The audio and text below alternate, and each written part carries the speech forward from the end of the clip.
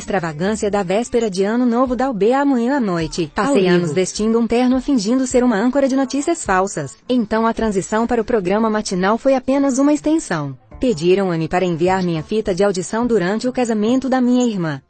Eu ligo para a May. Eu disse: você vai cantar comigo bem rápido. E essa foi a fita de audição mais estranha que já fiz na minha vida. E é razão minhas. Estou lendo para o papel de Eri. Estou aqui em casa com meus pais, então minha mãe Sema vai ler o papel de Georgia. Ela não está familiarizada com a música Baby Let Go do T.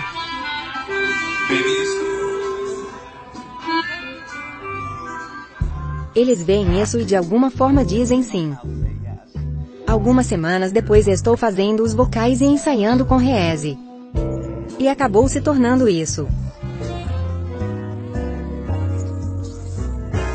Então obrigado Sema por essa audição muito cativante.